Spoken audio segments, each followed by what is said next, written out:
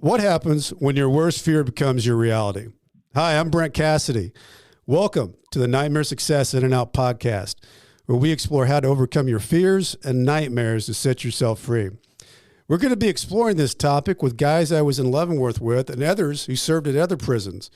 We're going to be talking about life before prison, life in prison, and life out of prison.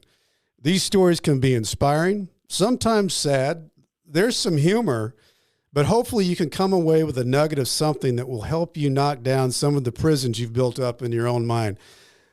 Folks, today I've been really excited about this interview. I've got Jeff Smith with me. Jeff, welcome. Jeff's in his car right now driving, so he's a man on the move. Jeff, welcome in. Hey, thanks so much for having me. I'm excited to talk to you. So I want to give everybody a little bit of background on Jeff. I mean, speaking of, it's probably appropriate that he is driving because he is a man on the move, but his background, I think, is pretty, I'd say the word impressive wouldn't be overused here. This is a guy that didn't come from money, but he got himself a master's, PhD, political science, which I'm a fellow political. I think we've had more political science people on here than there are in the country. But from WashU, he co-founded Confluence Charter Schools in St. Louis City and now has over 4,000 students. I think that's unreal. He ran for an open congressional seat of Gephardt's, a guy that ran for president in 2004. And he only lost by, was it less than 1%, 1,700 votes. That actually spawned a documentary film titled, Can Mr. Smith Get to Washington Anymore? He was elected Missouri State Senator. He did a TED Talk. How many of us would like to one day dream to do a TED Talk? TED Talk was titled Lessons in Business from Prison. He's the author of the book, Mr. Smith Goes to Prison. And it's just, I'm going to talk to you a little bit more, Jeff, about what you're doing, today, but in life out of prison. But very impressive, my man. Well, thank you. I mean, I had a ton of help along the way from a lot of people. My campaigns were successful primarily because of all the young people that helped on them. I had, over 600 volunteers on my first campaign. A lot of them were my former students from WashU and other places where I taught. So, as you know, from being successful in business, everything is a team effort. Yeah. And, you can only really get anywhere if you have people growing in the same direction. Just amazingly talented young people. None of whom were ever qualified for the jobs I hired them to do. Yeah. Because I've always thought that it's less important what people have on paper and more important their drive, their character, their integrity, and their passion. And so I always hired people, based on their energy and their dynamism more than anything that they've done in the past. And that tended to serve me well. Yeah, and I think that's a huge tip right there is passion can take somebody a long ways because it usually means that they're going to be in the right mindset to do what it takes to get to where they want to go. And you can't teach passion. They have to feel it. And that's something, if you're trying to build a team, if you get a whole bunch of passionate people, you can get a lot accomplished. Brent, we're both former basketball players. That's right. Yeah, one of the things that I heard from coaches, this is probably nothing that you ever heard, but I heard from a coach one time. He said, "Man,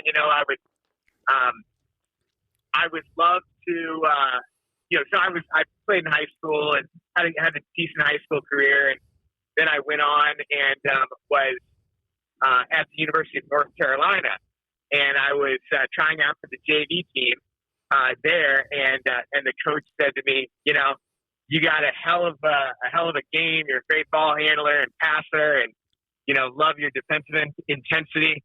The problem is you can't teach height." And I think it's the same thing, like you were saying when you're hiring.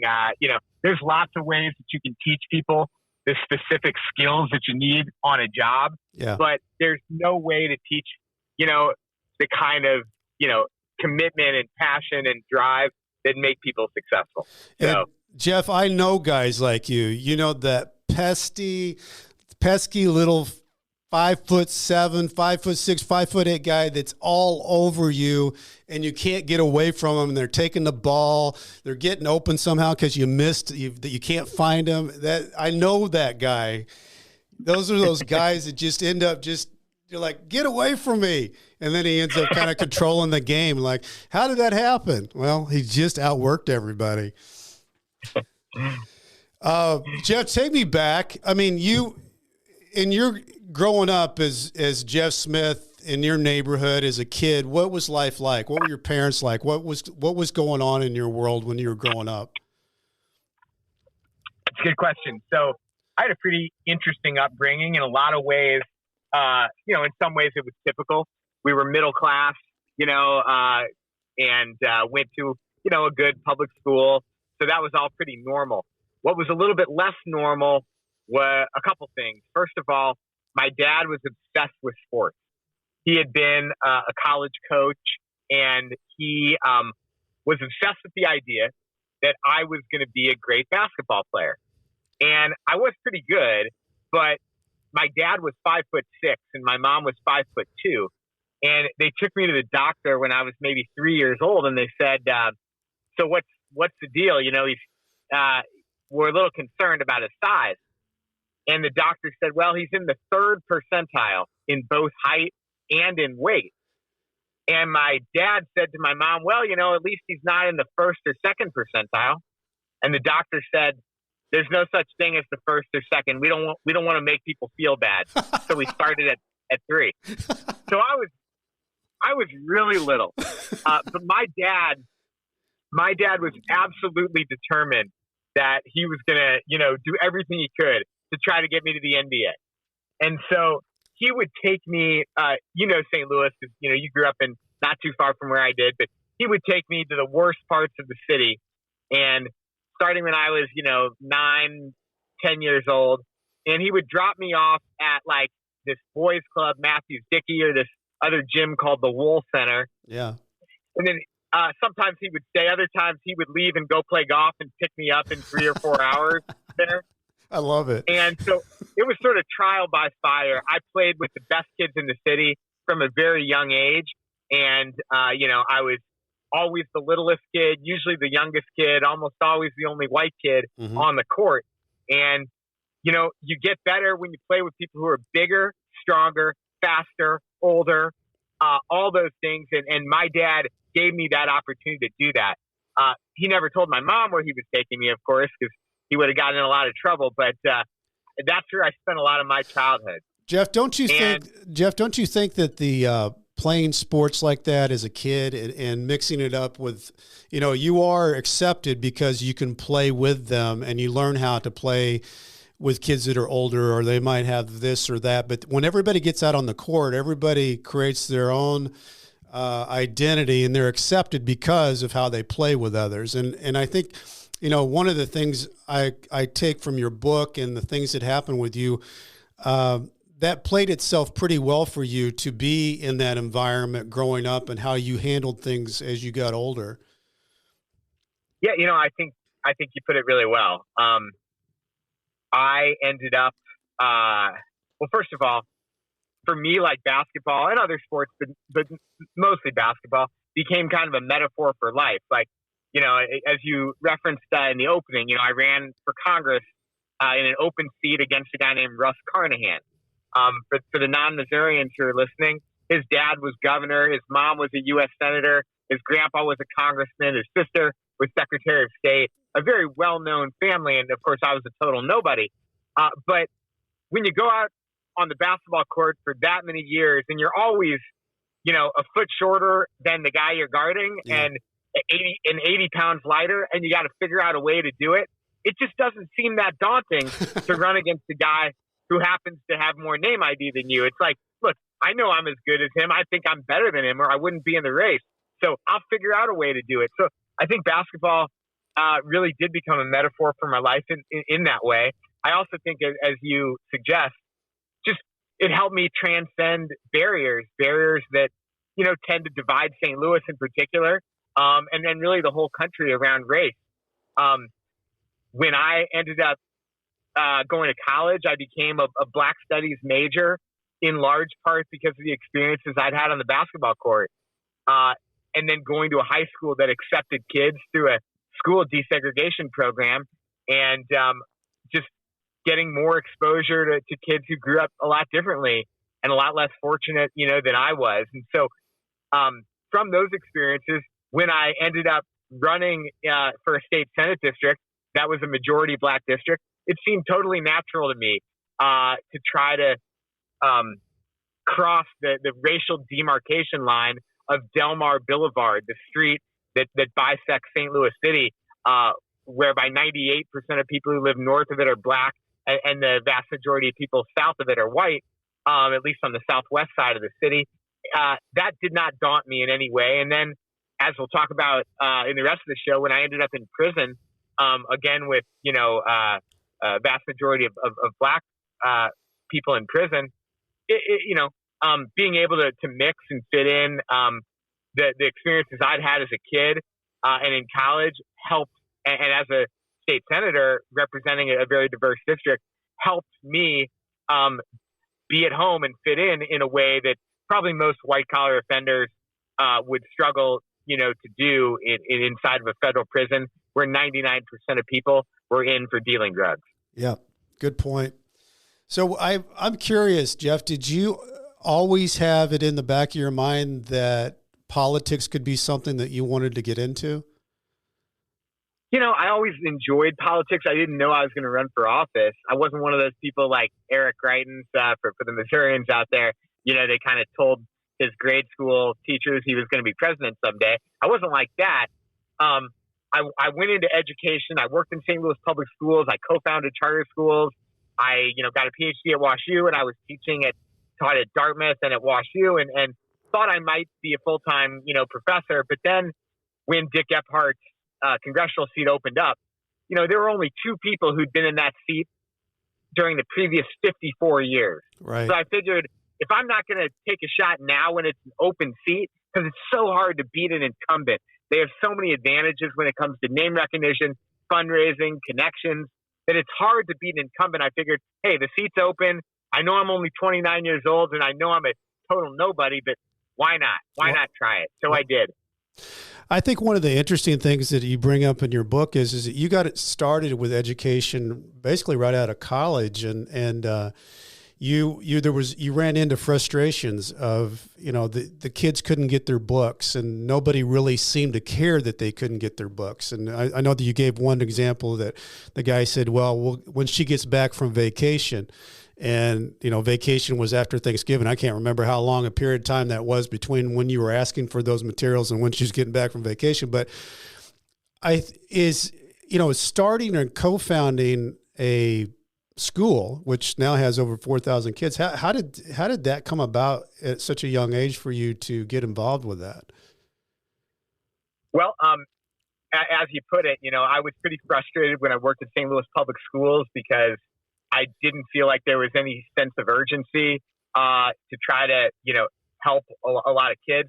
Certainly, I saw some teachers who were amazing, and I saw some principals who did a fantastic job, but I saw more probably who were just punching the clock. And I saw a lot of people at the central office who really just didn't seem to evince that much concern for the actual outcomes at the schools, as long as they did enough to keep their jobs. And it was tragic. For almost 50 years now, the results have been pretty abysmal for most St. Louis public school kids. There's a few great schools. I don't want to dismiss them, but the vast majority of kids are not getting a great education. And that's why a minuscule percentage of them, test so poorly on state tests and fail to test proficient. So I was pretty impatient. I couldn't put up with the dysfunction at the central office very long. And I ended up co-founding a charter school because the state of Missouri had just put in a statute enabling citizens to create these. totally outside of the typical bureaucracy, giving you the ability to innovate when it came to curriculum. And we wanted to focus in particular on science and math because there is such a paucity of, Black engineers and scientists around the country. And so a lot of parents are voting with their feet and leaving the traditional public schools and choosing charter schools. For a lot of parents, the regular public schools are a good fit. For others, they should have that choice to do something different. And it shouldn't be limited by income. It shouldn't just be that wealthy families get a choice. I think all families should get that choice. So that's how I ended up co-founding Confluence alongside a woman named Dr. Susan Uschitel, who was the executive director of the school desegregation program in the metropolitan area. So she had a lot of experience in the education realm. We were kind of an odd couple. She was 65, I was 25, but we made it work. And, the schools are, have really attracted a lot of families, over 4,000 kids today. That's a big deal. And the other thing I thought was interesting is you took, because of your basketball background and being with different people that you knew, you decided that you were going to start helping some of these kids that probably wouldn't have had the opportunity, tutoring them on the ACT. And some of those people that you helped not only got to college, but there were a couple that made it into the NBA. And, for that, I guess you just decided, hey, nobody's doing this. I think I'll step in and make this connection and see if I can make these people get to the next step. Well, that's a little complicated, and it probably involves one of my first crimes in the world, which I saw that. I don't know if you remember that little nuance from the book, but I was teaching at Kaplan. Yeah. And, Kaplan, everybody knows, the national test prep company. And I had one kid who was paying half price for the class. He was, poor. He was a basketball star. And one of his kind of mentors or kind of, had helped give some money so he could at least get the money together, because he was a Division I basketball prospect, but he only had an 11 the first time he took the ACT. And you needed an 18 to not be a Proposition 48 casualty.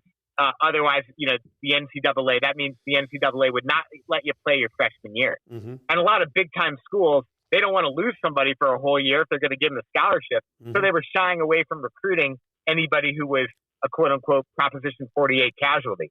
So we were trying to get his ACT score up, and we ended up, I did a lot of just one-on-one tutoring with him. It turns out that even though he had a 3.7 GPA, he could not even really read. And he was such a nice kid. He had so much potential as a basketball player that the teachers at his school were just giving him like B pluses. Just to pass. Just when he showed, just to pass. And so obviously that was not serving him well in life, even though they thought it was. So, we started out with like Sports Illustrated for kids, just reading articles, sounding out one word at a time, and finding some stuff that interested him, topics that interested him to keep him stimulated. Got him an 18 on the ACT. He worked his tail off to get there. Played in the Big East, and then ended up playing professional basketball for about a decade, and is now a high school basketball coach. From that small beginning, I did something that was questionable. I think probably illegal. Went ahead and copied all the Kaplan materials and then ran free courses for a St. Louis AAU basketball team. And then ended up running it at scale, just charging like about 1/10 of what Kaplan charged, but wanting those families and those kids to have a little bit of skin in the game. Yeah. Because if they're getting something free, I learned after the first couple times, then they didn't attach any value to it. So ended up helping, lots of kids be able to go to college and play basketball. And like I said, definitely violated copyright law. Modern day Robin Hood right there. That was a cool story though, because let's fast forward a little bit, because you had, and going into running for that congressional seat with Dick Gephardt was vacating, going up against basically royalty of the Carnahan name and stepping into that. What do you think the toughest thing was Jeff, to get into a race and run at the age you were and to make what happened happen? Was it money? The toughest thing at that age was just no one taking me seriously. Yeah. You know, I had pretty good political acumen. You still look like you're like 25 years old. So you're 48. Yeah, but I'm 48 now. And so I look 20 years, younger than I look now. And I, I'm small. I was, 5'6", 115 pounds. By the end of the race, I weighed 102 pounds. Wow. Because I knocked on over 25,000 doors, and I would sprint in between the doors. So I would run several miles each day in a suit.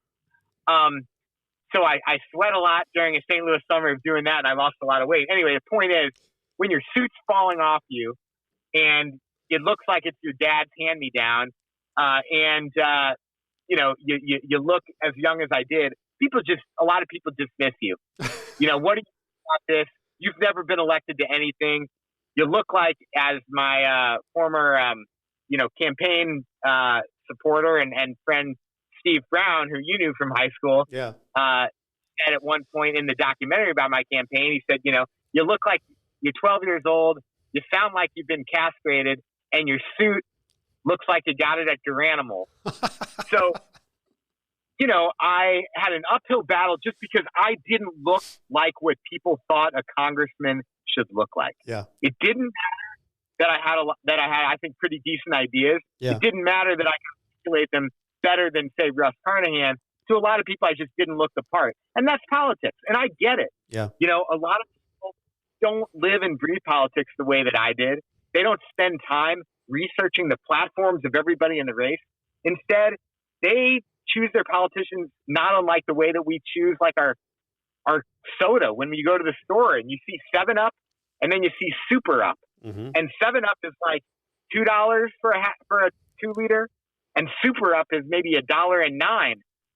And you see that it probably tastes very similar, and it's $1 cheaper. But you're like, I trust 7-Up. I know the name. Yeah. And that's the same way a lot of people vote. They know the name Ashcroft or Carnahan or Clay, these longtime names in St. Louis. Now, that's beginning to change in a lot of places, but residually, that effect hurt me in my first race. And it didn't help that there were 2 Smiths in the race and only one. Yeah. So I guess the Smith vote got split up a little bit. Too bad there weren't another couple Carnahans in that race. That would have helped. So you had a really weird thing happen because, as I understand it, the situation came to you in 2004. This other thing that happened didn't happen until like 2009 or 10. And if I remember right, Jeff, it was a totally unrelated deal where a guy like had a car bombing, and it was an attorney, and they went to his house to investigate, and that's how this opened up a whole nother investigation, and the two were totally unrelated. Is that real? So it's pretty complicated, but let me do the best I can in about 60 seconds for your audience. When I was running in 2004 against Carnahan, about 3 weeks before the end of the campaign, a guy approached 2 of my aides and said, I want to put out a mailer about Carnahan missing tons of votes and barely showing up for work as a state legislator. Mm-hmm. My aides came to me and said, should we give him all the information about Carnahan's missed votes? And I said, knowing that there was something a little wrong about coordinating with a third party or an outside group, knowing that it was fishy, instead of saying yes or no, I said, look, just don't tell me any details. And they said, so what does that mean? Should we give him the voting record? And I said, are you stupid? I don't want to know what you do. So that conversation was probably, a 30-second conversation, but it was very critical because had my aides told that third party, just go to this website and you can get all this information, that would have been legal. But by getting him and handing him the voting record, the stuff that we had compiled, that constituted a legal coordination between a campaign and a third-party group that was going to spend some money to try to influence the outcome of the race. That's where we broke a law. And then I broke another law by signing an affidavit after the campaign, after we lost by 1%, but the victor filed a complaint against me with the Federal Election Commission and pursued that complaint. I signed an affidavit saying, I don't know anything about this postcard that came out with information about my opponent's voting record. In reality, I didn't know much about it, but I knew that my aides had met with the guy who put out a postcard that covered the voting record. So 5 years later, my best friend, my former best friend, who you know, Brent, came to me and said, hey, the feds knocked on my door. I'm afraid they want to know about that postcard from 5 years ago. They were, and so over the course of a couple months, he got me to admit that I had signed a false affidavit. Little did I know that entire time, my former friend was wearing a wire. And the way, as you suggested, the way that they got this information was because the dude who had approached my campaign aides 5 years earlier turned out to be a psycho who had been a drug dealer. He had car bombed his ex-wife's divorce lawyer and nearly killed the guy, and was wanted by the feds for cocaine distribution, heroin distribution, wire fraud, mortgage fraud, bank fraud, and of course, this car bombing. So their search of his condo led to tapes of him talking to my former friend, who was then compromised as part of and chose to wear a wire on me to avoid having to go to prison himself. Wow. That's like a movie. I mean, those are the things you write about in movies, that somebody's got a big imagination, and that really happened. That's unreal. So, Jeff, when all that happened, when did you know that this clamp was coming on you, that you had been had? One night I was playing basketball with a bunch of guys, and I got run off the screen and ran into like a 280-pound dude, and it just flattened me. And I was knocked unconscious. I'd never been in so much pain in my life. Turned out that I had broken a couple of ribs, although I didn't know it then. Could not breathe or move, couldn't drive home, and got driven home and put in my bed. My friend, whose wife, who had been there and seen how much pain I was in, his wife had just been pregnant, and she had some Percocet, some painkillers. He brought over some painkillers for me. I took a couple of those. I went to sleep. I woke up in the middle of the night in excruciating pain in my chest from breathing, and took a couple more. And then there was a pounding on my door at 6 a.m. And I didn't know if I was hallucinating from the Percocet. I put on some boxer shorts and a T-shirt, walked downstairs, and it was the feds. Oh, wow. And they were not interested in you. We're just interested in this guy, Skip Olson. And we think you may know something about him. He was the guy who had approached my campaign aides 5 years earlier. And stupidly, I let them in my house, and I told them I didn't really know anything about what they were asking. And right there, that after they got my friend, the wiretap that my friend had worn, they had another count of obstruction of justice based on me denying that morning that I knew anything about this. So that was the gut punch. That was actually when I knew that, the feds were hot on my trail. Then called my lawyer, and my lawyer said, well, let me call the assistant U.S. attorney. And the assistant U.S. attorney said, hey, his best friend's been wearing a wire the last couple of months. That was really the gut punch of the whole thing. Jeff, how did you feel about that? I mean, you guys were really close. Probably couldn't be any closer as best friends. I mean, what does it feel like? It's tough. It makes you question yourself and your judgment. It makes you question the ability to trust anyone ever again. Obviously, I was furious at myself for making the initial mistake and not telling my aides don't do that. I think there's something fishy about it. You know, I didn't know the finer points of campaign finance law as a first-time candidate, but again, I knew it was fishy enough to say, hey, don't tell me any details. And I didn't even ask them to look into this guy's background. Yeah. You know, this guy, if we'd have looked more deeply into it, we'd have seen that he was pretty sketchy. And ultimately, by not having them at least vet him, I let my aides deal with this monster because I wanted to win so bad. Yeah. So obviously it made me reflect on my mistakes. It made me reflect on my judgment, and it made it difficult for me to ever trust anybody again. Yeah, it would. You know, I always say, subsequent to that, I always say in politics, never trust anybody but your mama, and keep one eye on her.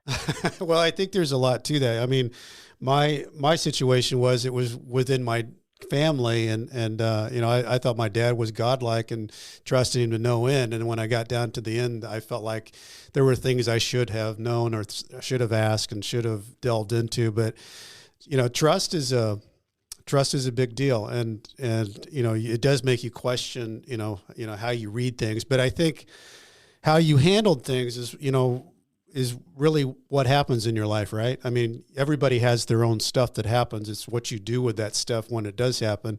So when you had that happen and your attorney says, hey, he's been wearing a wire, how long of a period did you have there, Jeff, before you were staring at, I'm either going to go to trial or I'm going to do a plea? I mean, how fast did things move for you?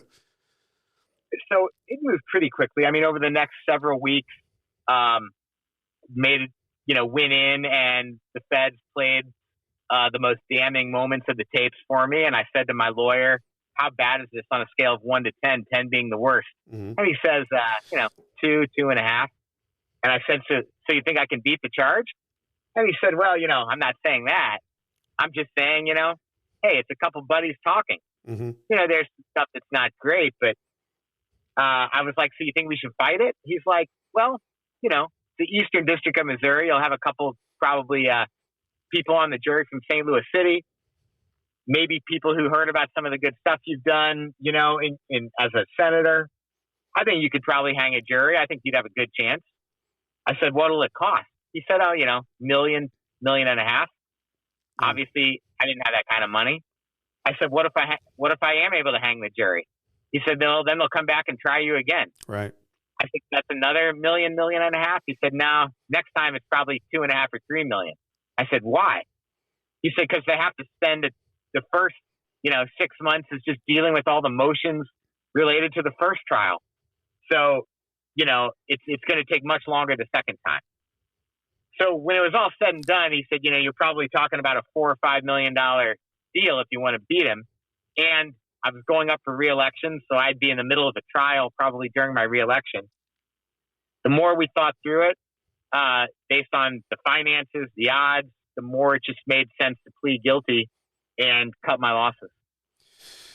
So did you know what your plea deal? Jeff? Did you know? I had to make it because they were interested in me helping them go further up the food chain in the way that Steve had delivered me. They had a couple very high-profile people in Missouri politics who they thought I could deliver to them.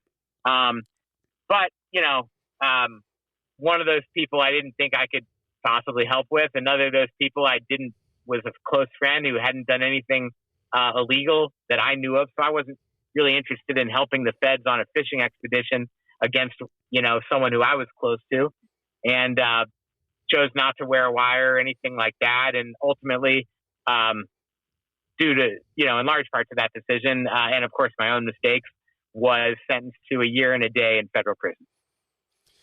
So you get, if I remember right in the book, you said your attorney had suggested to try to get you to go to Marion, which would have been closer, but you ended up getting the letter in the mail that said you were going to Kentucky, which isn't so close. I went to a place in southeast Kentucky called FCI Manchester. We were hoping to avoid a prison sentence. I mean, we put a sentencing memo into the judge. We had over 300 letters attesting to my character. And we asked if I could just teach high school social studies for 2 years, coach basketball for free no salary, and be on home confinement, so I could never leave my house except to go to work. That could have saved taxpayers a ton of money. Yeah. But it cost, a fair amount of money to incarcerate someone. Plus, it would have been 2 years of a teacher salary, would have saved taxpayers some money. So the feds were not persuaded of that logic. So I did go to prison. There's a guideline in the federal system that they want to put you as close to home as possible to facilitate contact with loved ones, but always within 500 miles. When we got the sentence, the places I was sentenced to was actually 500 miles and a couple tenths of a mile away from my house. But at that point, I figured I was on a losing streak and I wasn't going to double down. So we just accepted that. And I ended up in Southeast Kentucky in a impoverished Appalachian town. So tell me, Jeff, what the night before prison, because you voluntarily surrendered, I'm assuming, what was that like? I was ashamed of what had happened. It was a very public ordeal. I tried to spend time with my family and my then girlfriend, now my wife, who stuck with me through it all. I like that. But it was difficult. I mean, we went down and we spent the night at a cousin's house in Lexington, Kentucky. Yeah. And I remember that night pretty well because my Aunt Vivian, she was about 85 at that point, almost 90. And she had always had such big dreams and high hopes for me. And coming to grips with the reality of just how many people I had disappointed was really difficult. That's the main thing that stands out to me about the night before I surrendered. When I did surrender, I mean, there's the moment that all of us have been through who have been locked up. That probably is the moment that sticks out the most, and that's just seeing the gates clang shut behind you when you walk into the intake center. And fortunately, I did get to self-surrender as opposed to going handcuffed and being in a county jail and being in transit, for days or weeks. That would have been even worse. But it is a pretty tough feeling seeing, the person you love drive away after the gates clang shut. That's kind of a visual that you never get out of your brain. No, it stays with you, and there's nothing like that. Knowing that you're walking away from everything that you love, and the gates are clanging behind, and you're walking into everything that's unknown, and you're walking into the world that the only way you're going to know about this is to just get into it. And so when you walk us in, Jeff, when you get into this Kentucky prison and you get the intake, what's some of your first takeaways when you're there for the first day and getting yourself into this crazy world of prison? Well, so the first thing that happened was I walked in and this woman says to me,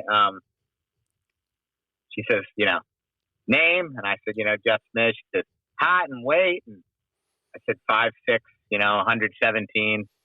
She says, education level? I said, PhD. And she kind of raised her eyebrows.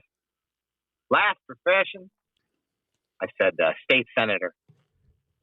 And she looked at me and she said, all right, you want to play games? You can play games all you want.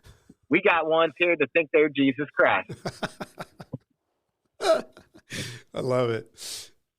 So, I went up the yard, got my assignment.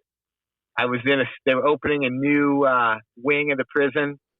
So there was just a small group of us at first, and a bunch of guys were questioning me. And one of them said, how long you got? And I was like, well, first he was like, man, this one guy was like, what you done did? Mm-hmm. I'm like, lied to the feds. And he's like, damn, how'd they get you? And I was like, my best friend wore a wire. And they were like, basically in prison lingo, they said, well, someone needs to deal with him. And yeah, I won't go any further, but And then one guy said, well, how long you got? And I was like, a year and a day. And he said, damn, I done more time in this joint on the toilet than you got time. He had done 25 years nearly for a variety of things. So, you know, on one hand, that made me think like, man, I'm going to hear a lot of interesting shit this year, and I want to write it down. On the other hand, it really was sobering because it made me realize that no matter how bad you have it, other people always have it worse. Yep. I thought I was feeling sorry for myself having to go away for a year. I had the shortest sentence of anybody in that prison. So it made me realize that I actually had it pretty good compared to the people that I would spend my next year around. So Jeff, when you got in there, did you have it like, cause you lived a life to where you always were setting goals and you were, you know, running towards those goals. What about in prison? What were your strategies in prison? How did you tackle that world? When I was in prison, I had some setbacks and they turned out to be good things. They turned out to be blessings, and they were blessings in disguise. For example, I was put as a job. I applied to teach. I figured I had over a decade of teaching experience. I'd love to keep my mind stimulated. I'd love to help other guys. I put together 3 or 4 different curricula that I could have taught courses on Black history, courses on politics, a course on financial literacy. They were not interested. The prison was not interested in that. And they put me on the loading dock in the food warehouse. So I spent my week catching and throwing, 80-pound boxes and great exercise, 100-pound bags of rice, beans, flour, sugar, just in a line with 6 other dudes. At first, I thought, man, this is going to be miserable. But you know what? When you go into prison at 117 pounds, as one of the only, white-collar guys there, it is not a bad thing to become buddies with 6 of the biggest guys on the yard. Because the other 6 guys were all, 240 to 350 pounds. Yeah. So they became like my crew. And I also got access to some of the only decent food that came into the compound, right? Because once you got back on the yard into the kitchen, there was no decent food left by the time it got to people's food trays, right? They had already, between the guys in the warehouse and the guys in the kitchen, it had all been, the decent stuff had been stolen or eaten. So it gave me access to, to some of that. And thirdly, and I think most important, it occupied me 40 hours a week. I was working my ass off, and time is your enemy in prison. I mean, and that's one of the things I learned. Maybe you can, I'd love to hear your take on this, but like your entire life, at least for somebody like me, I was in a hurry. Yeah. I was on the move. I wanted to get somewhere. I was 29. I was running for Congress. I already had my PhD. I already had, started a school. I wanted to do more, faster, better, make more change in this world. I wanted to fit more in every day than I possibly could. When I was in the state Senate, I would come back on a Thursday from Jefferson City. I would do 7 or 8 neighborhood meetings or events that Thursday night, running from ward to ward, neighborhood meeting, fundraiser to fundraiser, to put in, show my face, show everybody that I could be everywhere. Then I got to prison. And the one thing that I had tried to extend when I was on the street, I wanted more hours in every day. Once you get to prison, everything works in reverse. People are moving slowly because they're trying to extend every activity in their day to fill up the day. That took a lot of getting used to for me. And I can't tell you how many times that first month people said to me like, yo, Senator, pump the brakes, man. Like, slow down, walk slower, get the, lift the boxes, lift the bags slower, do everything more slowly just to let this fill more of the day so that the days go by faster. Well, I think that's filling up your days, because you and I both worked at the food warehouse.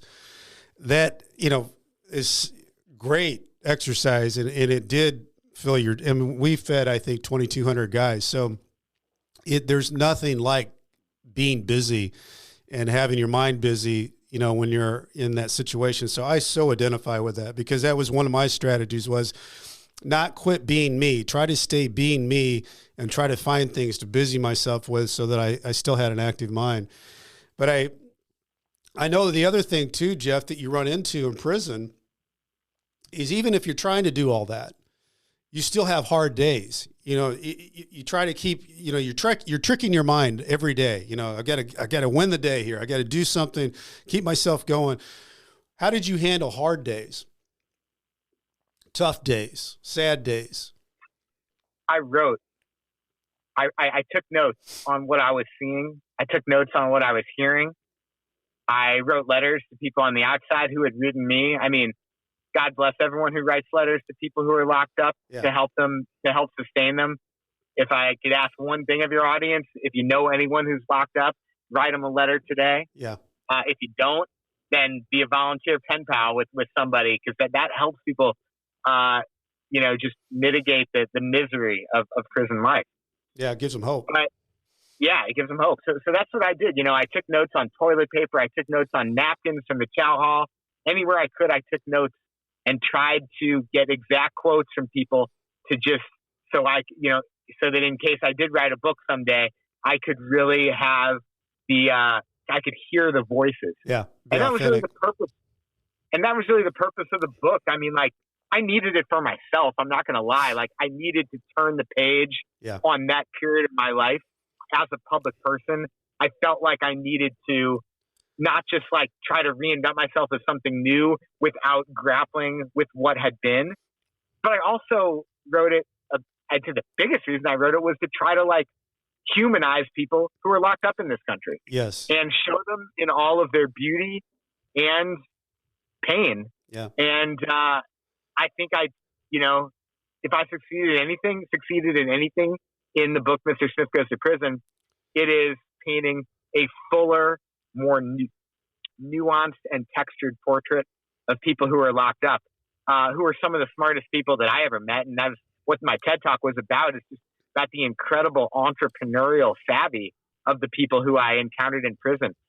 Everybody had a hustle, because you couldn't survive on your prison wage. I made $5.25 for a full-time job in prison. That was not an hourly wage. That was a monthly wage.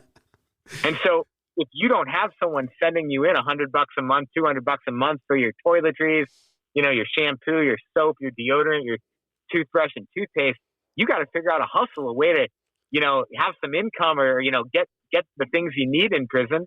And just seeing the different side hustles and businesses that people developed inside, man, it just made you think, if we could leverage this kind of business savvy in the real world and help people translate it into actual businesses when they get home, man, we could really unleash an unbelievable amount of GDP growth in this country. I so agree with you, Jeff, on that. I was, like you, so incredibly impressed by how resourceful, and you break down somebody who was in the drug world.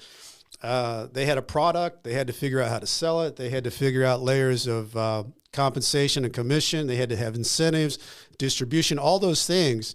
And they were handling a business. They were a CEO of a business. It was just happened to be an illegal business, but very, very smart, resourceful people.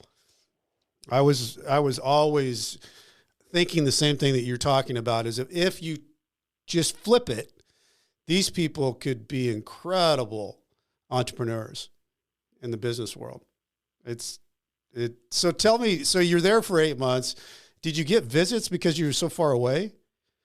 I got visits. Visits were wonderful. My now wife, came to visit me, once a month or so, which was just fantastic. I always look forward to that. I will say one of the worst moments was when my parents came. I kind of wish that would have never happened, because I really didn't want them to see me like that.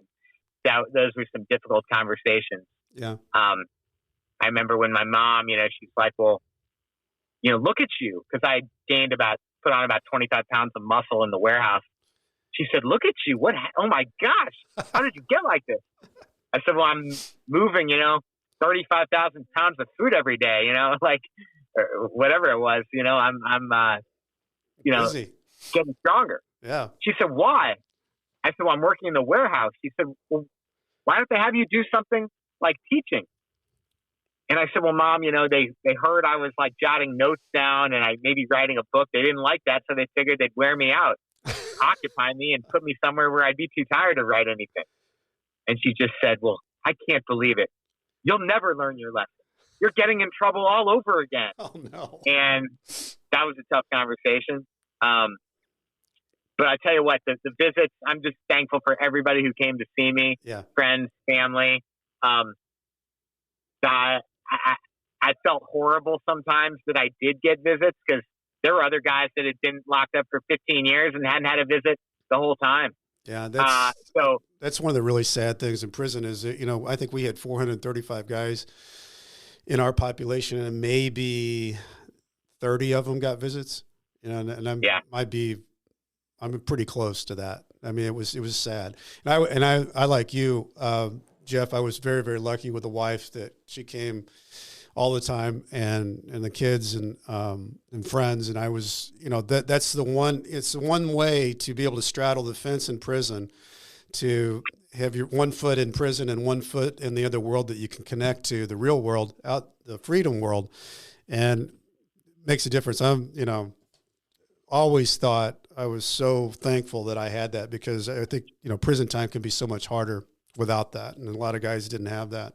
A lot of guys didn't have their wives, the wives left or, families were broken. And that was one of the tough things you saw in prison is that guys were having to do their time on their own because everything had gone, and left to what they had, they didn't have anymore. To me, those are sad things, but that's part of the prison world and what it does to families and how it breaks them up. But for those who don't have that didn't break up, you cherish it that much more. Definitely. So Jeff, when you finally get to the point, you're getting close to the door. Now the, state senator, Jeff Smith, entrepreneur, running all the time. What are you thinking as you're getting close to the door? I'm getting out. What are you going to do? Well, first thing I was thinking was, man, it's going to be nice to have a phone again.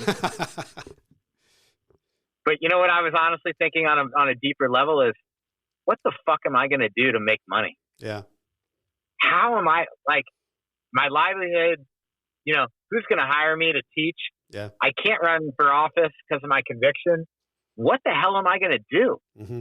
I mean, I wrote a business plan to be a campaign consultant. I wrote a business plan with a friend called Prison Abs. Love that. We were deciding between prison abs and convict conditioning to start a gym. Love it.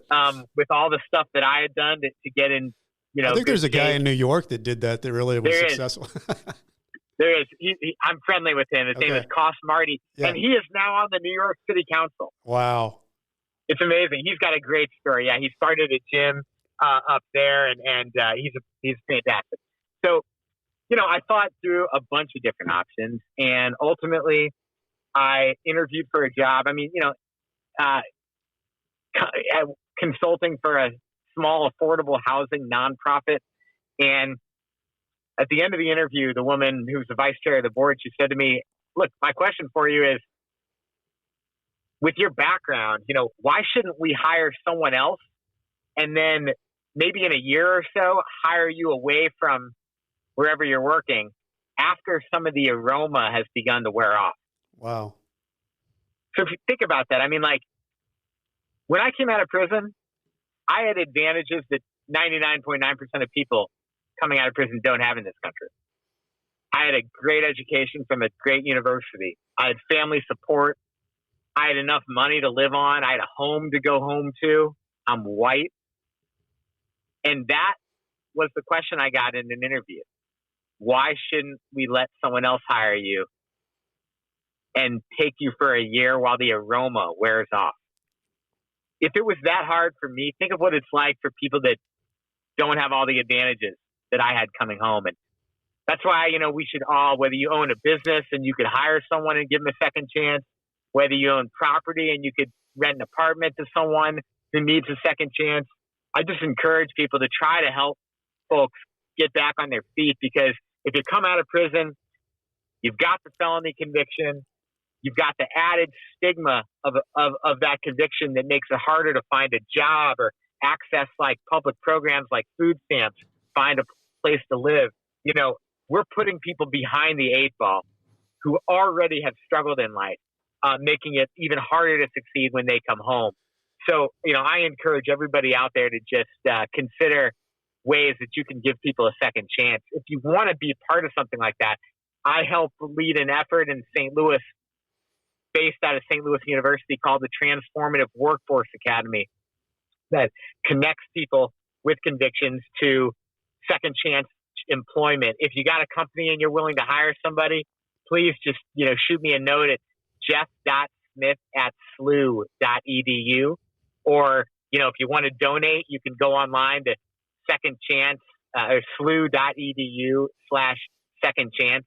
And you could donate to help us. We've recruited over 100 companies in the St. Louis region that are participating, but we always need more.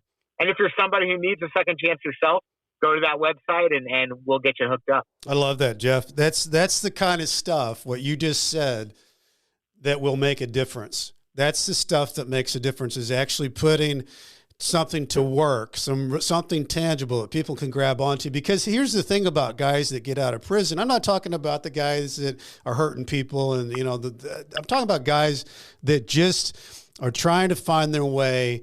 They made a mistake. They want to get back into society. And these percentages that you have that are 2/3 go back in 3 years and 3/4 go back in 5 years, a lot of it is they just can't get back in because nobody wants, like you're saying, the aroma.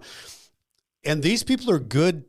They're good employees because they want it. They're passionate about wanting to stay out. They want to be part of society. They're just looking for an opportunity. And that's, you know, once you're in prison, you feel that to your bones. You know that. And you've been with the guys that you know that are looking and they want to stay out. They want to be a part of everything going forward. And it's that what you're talking about there, Jeff. Those are the type of things that make a difference. And if we could connect all that across the United States into some big network, it would make a difference. I like it.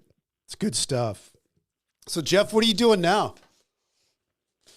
So I do a bunch of different things, but first of all, that little nonprofit that interviewed me over a decade ago, I'm now executive director of that nonprofit, and we've grown about tenfold in membership and revenue since I interviewed with them long ago. So that's called the Missouri Workforce Housing Association, and we fight for federal, state, and local programs that foster the construction and rehabilitation of decent, affordable housing for people who are struggling a little bit or making low wages.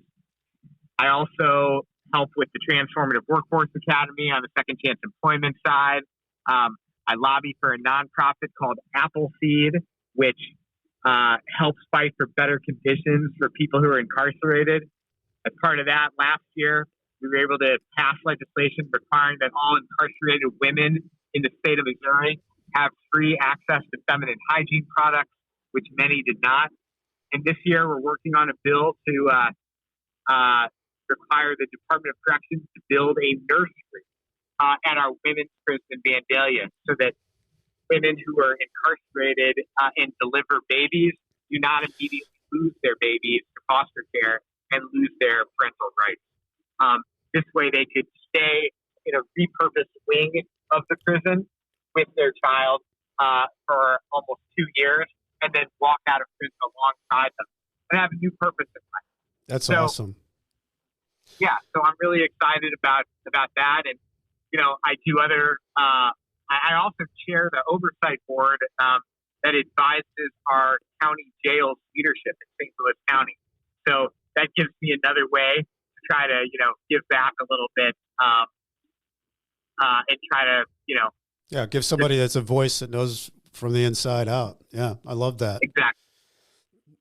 Well, Jeff, I got to say this. Your story is really inspiring for not just people who went to prison, but just people who think standing and thinking that they've got potential and they're afraid to take a step. And, anything you do in life, you've got to take action. And I think your life tells that story. You've taken action. You've gone into things. Nothing's too big. There's a challenge that's not too small. Or not too big. You just walk into it. And I think for anybody listening to this today, that's how things happen. You just have to step into it. And the unknown's the scariest thing, but whatever you want's probably on the other side of that, right? Absolutely. Yeah. Things can look really daunting when you start a huge project, but yeah, just making a little bit of progress every day, whether it's writing a book or running a marathon or trying to get a bill passed. Yeah. And I think the other thing that we find out, especially when you've gone through dealing with your worst fear becoming your reality, is that nothing is ever as bad as your mind makes it out to be. Even You're prison. Exactly right, Brent. Even prison. You're exactly right. I mean, you know what? You watch prison movies, you see Shawshank Redemption, and you see the nasty side of prison life. But, I met a lot of wonderful people in prison. I met people that I would trust my children with, that I would trust my bank account with. I met people who I had agreements with that always held up their end of the bargain and more. Yeah. And I would tell you that,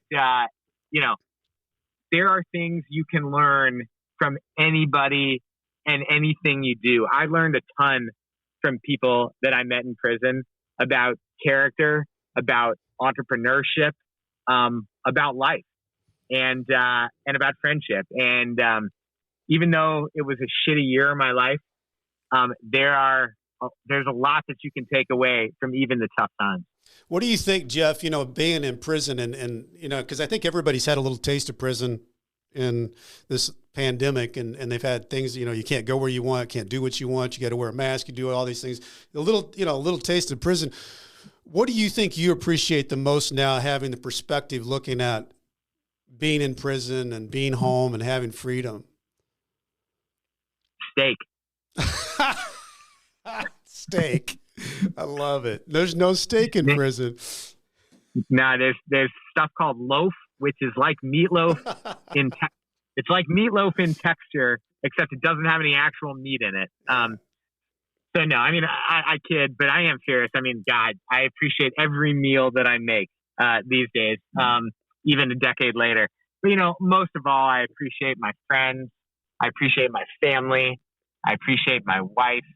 I appreciate the people who stood by me in the darkest times. Yeah. Because, there is no way to get through this thing intact, to get through prison intact, if you don't have some people in your life around you who can help sustain you. So,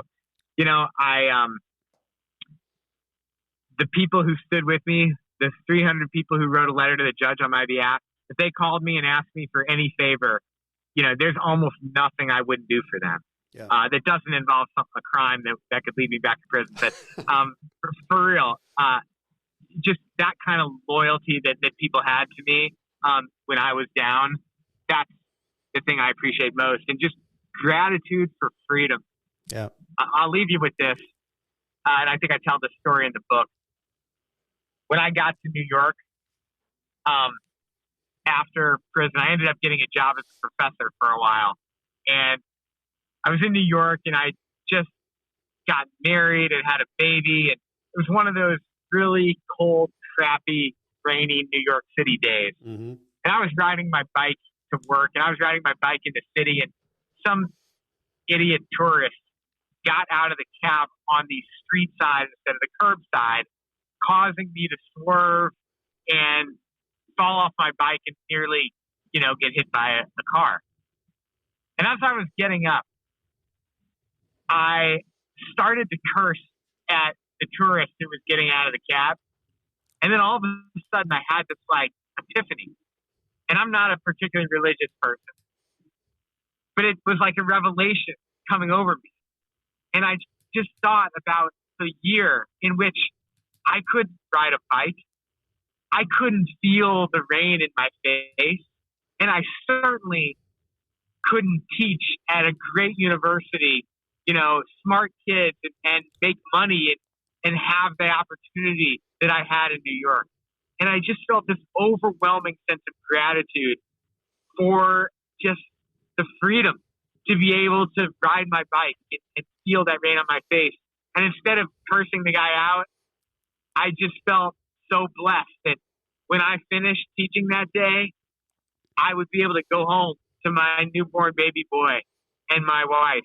And that's what I'll say was my biggest takeaway from the whole experience. It's just gratitude. Love it.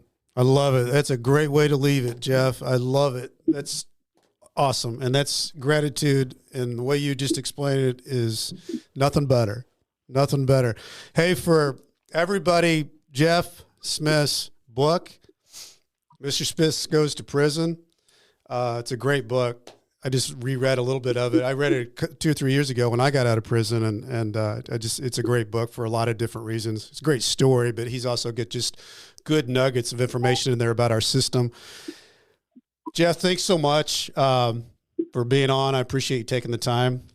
Hope you get to where you're going where you are going in the car. So really appreciate it. Really appreciate it. You're welcome, Brett. Thank you for having me on.